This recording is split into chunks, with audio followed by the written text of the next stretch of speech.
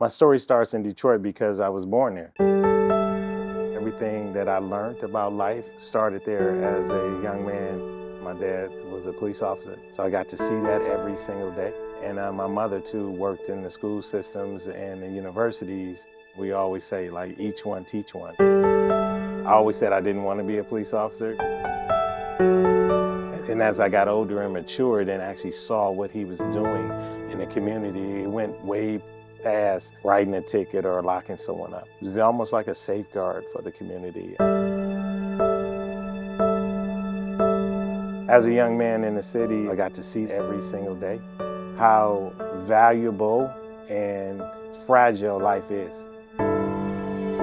It impacted my family very closely when we lost one of my younger cousins at the time to gun violence. One of the outlets was, I want to do something about this stuff, right? And I don't want to be cliche about it where I was like, I just want to fight crime. That really wasn't it for me. It was about the impact I saw I could have. My heart was heavy for a lot of years. So it was a very awkward season in my life trying to figure that out. I learned that service was selfless. So as a young man, I was probably 21, and I embarked on that career in law enforcement. That first couple years on the job was, I would say, just standard. But that day when I had to engage in what I would consider some extreme violence was a real life-changing thing. And I remember that. It was not something typical. We pulled up and I parked in an alley and was getting out the car to walk to the front door to just talk with the guys like we always do. And when I turned that corner, I saw what I thought, I'm talking about 30, 40 feet away, a guy run out. I saw the flames, but then I heard the shots.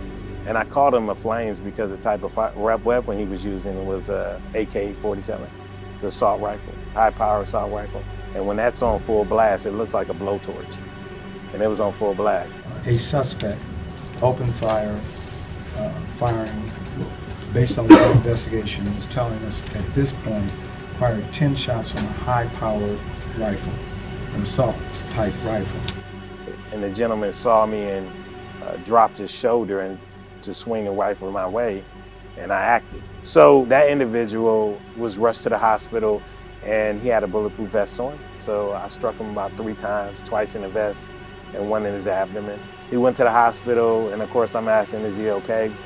I found out that he lived through his wounds. And I would tell you, at this point, the officers we are extremely fortunate that the officers were not hit by gunfire. I was still so angry that this person made me do something that I never wanted to do. It made me be very conscious of the movements I was doing and how they can impact other people.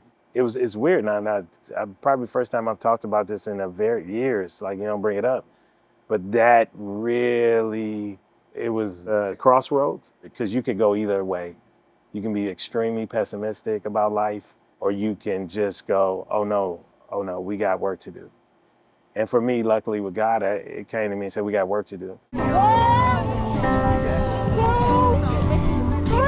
I really was very conscious about each day could be my last. That's the crossroads. You either go to not caring at all, because caring is painful.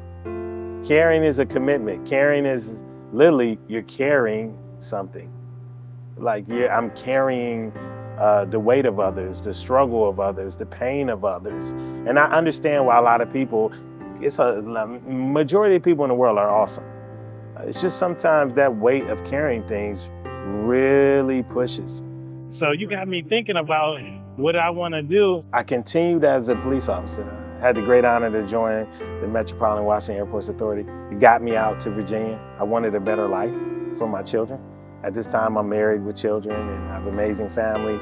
And I wanted to have a change of pace and outlook. So I moved out to the Northern Virginia area. I remember going into a restaurant.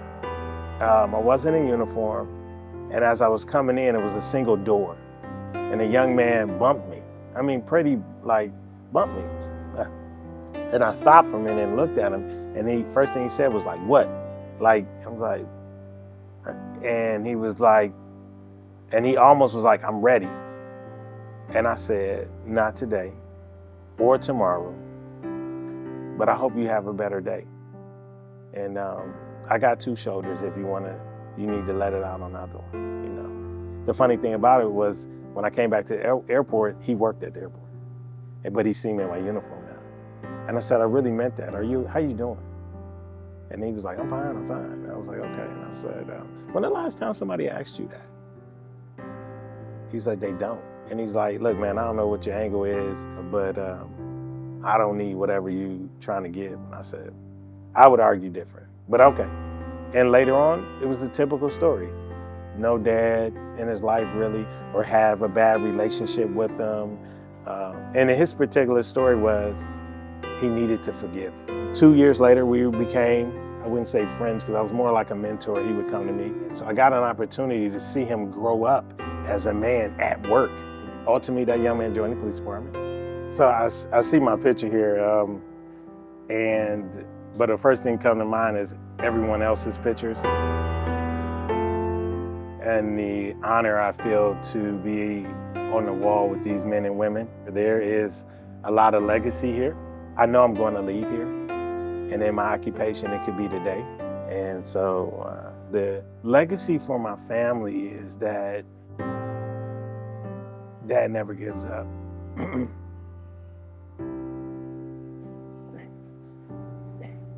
On people.